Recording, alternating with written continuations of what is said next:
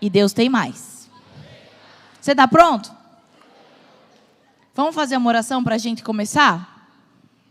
Senhor Deus e Pai, eu oro por cada pessoa aqui hoje, por cada jovem, Senhor. E eu te peço, Espírito Santo, conduz, Pai, essa palavra. Conduz, Senhor, ao coração de cada um hoje aqui. A tua palavra diz que não é por força nem por violência, mas é pelo teu Espírito, Pai. Por isso, traz resposta, traz direção, Senhor, da tua palavra para cada um hoje aqui. Que eles saiam daqui transformados pela tua presença, Espírito Santo. Em nome de Jesus eu oro. Amém e amém. Pode se assentar. Aplauda Jesus.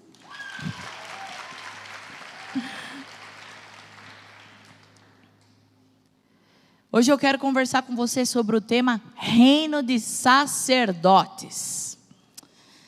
Já digo, se você trouxe a tua caneta, vai anotando aí na tua agenda, ou o teu celular, vai anotando. Mas eu tenho certeza que o Espírito Santo tem mais para fazer, para concluir a obra que Ele começou na vida de cada um aqui nesses dias, amém? Quero ler com vocês Romanos 12:2. Está escrito: não se amoldem ao padrão deste mundo, mas transformem-se pela renovação da sua mente, para que sejam capazes de experimentar e comprovar a boa, agradável e perfeita vontade de Deus. Esse versículo, ele é um versículo que expõe muito de como que funciona para que a palavra de Deus entre no nosso coração e germine frutos. Para isso é requerido uma transformação na mente. E o reino de Deus foi e continua sendo uma mensagem revolucionária, porque requer uma transformação na mente para você entender o que é o reino de Deus. Por isso, nesse versículo que eu li, diz: não se amoldem ao padrão deste mundo, mas transformem-se pela renovação da sua mente. Hoje eu te pergunto, você está pronto para transformar a tua mente? Para ser renovado? Amém? Quando a gente fala de reino, a gente está falando aqui de cidadania, a gente está falando de linguagem, nós estamos falando de pertencimento e estamos falando também de lugares.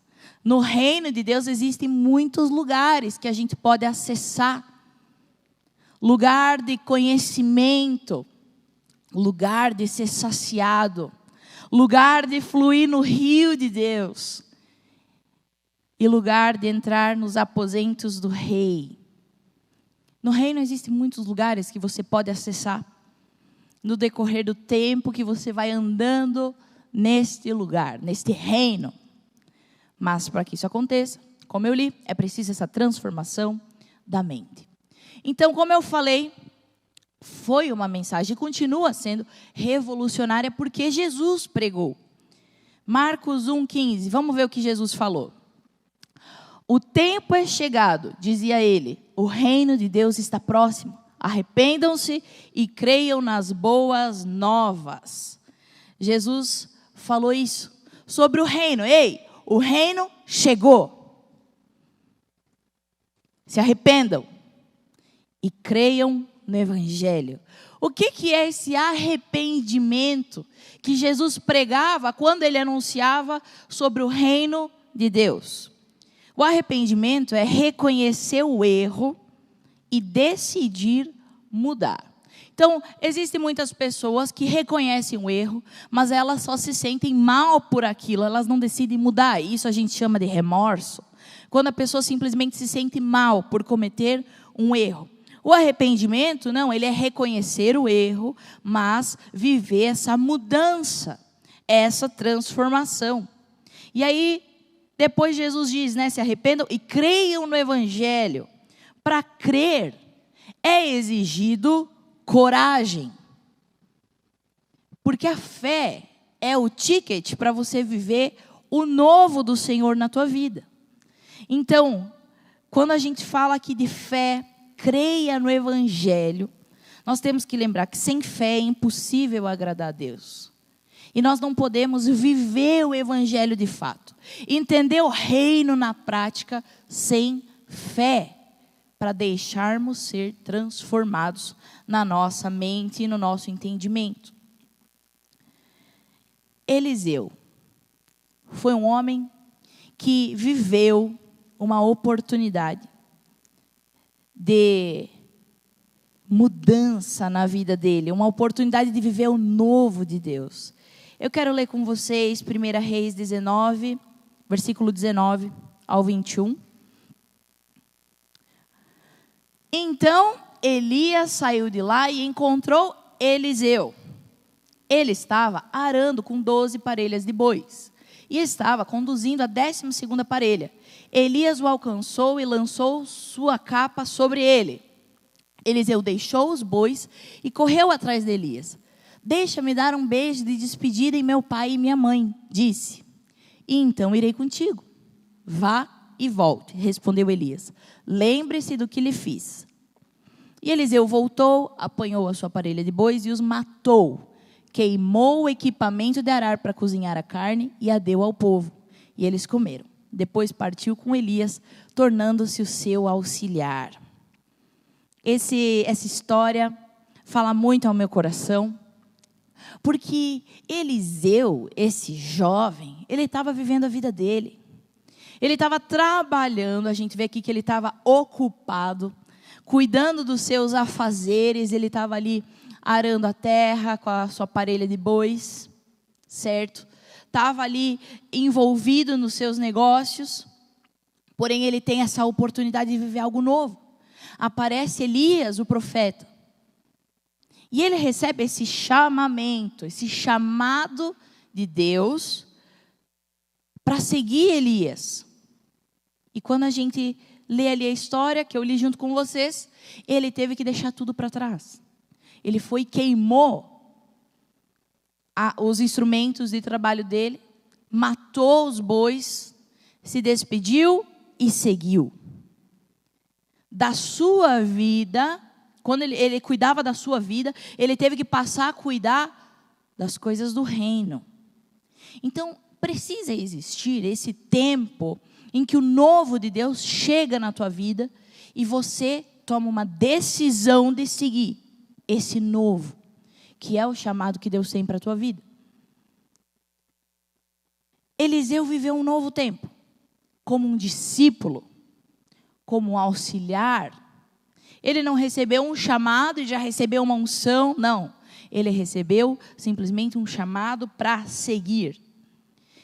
Quando você recebe um chamado de Deus, você precisa estar pronto para deixar tudo para trás. Foi o que a gente leu antes. Não se amoldem a esse mundo, mas transformem-se pela renovação da sua mente. Jesus pregou: se arrependam, o reino de Deus chegou, creiam no evangelho.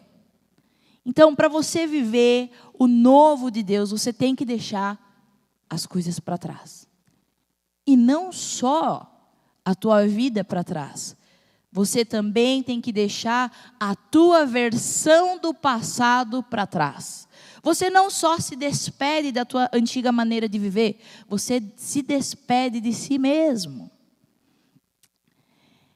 É uma renovação de pensamento.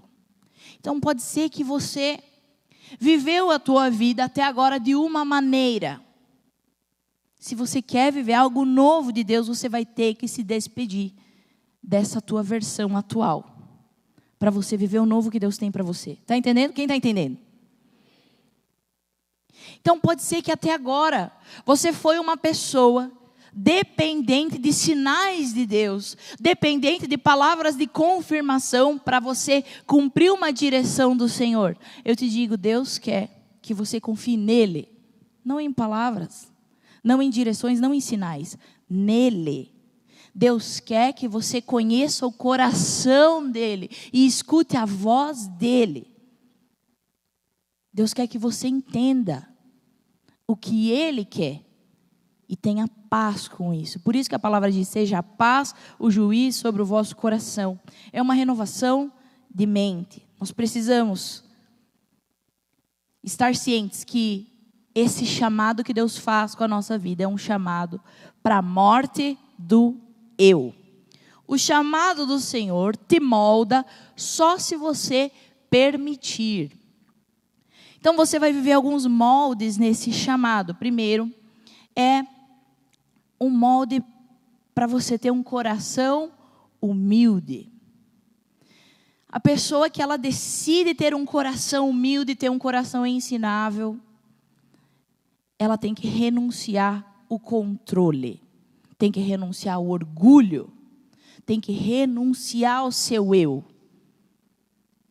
Volto a dizer, o chamado do Senhor te molda só se você permitir. Também, você vai viver outro molde, para que você tenha um coração puro. Que é quando você começa a se tornar uma pessoa resiliente.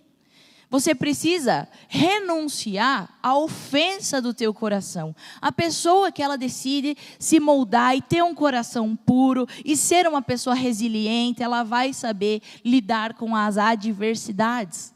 Vai ter muitas situações que você pode passar a viver depois que você recebe esse chamado de Deus, que você vai ter razão muitas vezes, que você vai ser injustiçado, mas você precisa renunciar à ofensa do teu coração. É assim que a gente mantém um coração puro diante de Deus. E por último, outro molde que você também vai viver é para que você tenha um coração genuíno. Que é para que você se torne essa pessoa persistente. E isso vai ser requerido. A renúncia das tuas vontades. A pessoa que tem um coração genuíno em fazer a vontade de Deus, ela precisa ser persistente. E o que acontece muitas vezes? Existe ali um mover, vamos orar. E todo mundo começa aquele mover empolgadíssimo. Então vamos orar, e vai lá na segunda semana, e vai na terceira semana, e vai na quarta semana, já está. A pessoa que ela não se deixa moldar no coração dela para ter um coração genuíno, ela começa a desanimar. Porque ela não tem esse coração persistente em seguir a vontade de Deus. É por isso que é exigida essa renúncia do eu. Estou confortável ou não estou confortável? Eu quero fazer a vontade de Deus. Coração genuíno. Vocês estão entendendo? Eliseu recebeu esse chamamento. E ele seguiu Elias como seu auxiliar.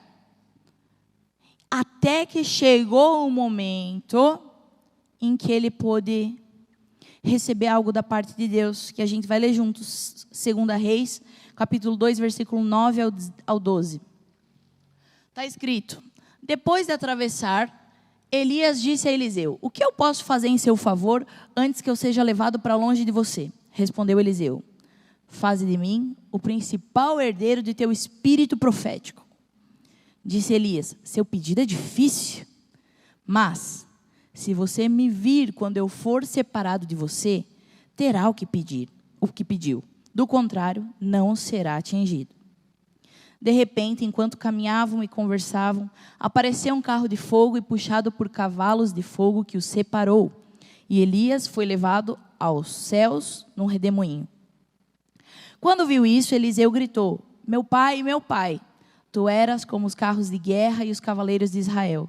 E quando já não podia mais vê-lo, Eliseu pegou as próprias vestes e as rasgou no meio.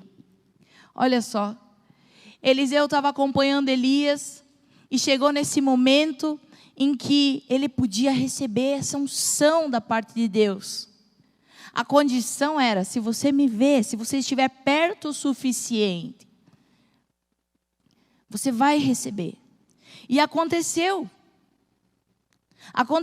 Elias foi levado. Eliseu estava perto. Ele tinha passado pelas provas da vida dele. Ele viveu esse molde de ter um coração humilde, de ter um coração puro, de ter um coração genuíno. Mesmo sabendo que ele ia receber essa unção, ele ainda sofreu com a ida do seu mestre, com a ida desse homem de Deus. E aí a gente pode aprender muitas coisas a partir da história aí, que primeiro a unção custa, nós servimos a unção. Nós servimos a unção. Porém, a unção não pode ser comprada. Porque a unção de Deus não é um mérito. Quando a gente fala, nós servimos a unção custa tudo, a gente pensa, beleza, então eu tenho que fazer tudo certinho para um dia eu ter uma unção. Não. A unção não é um mérito.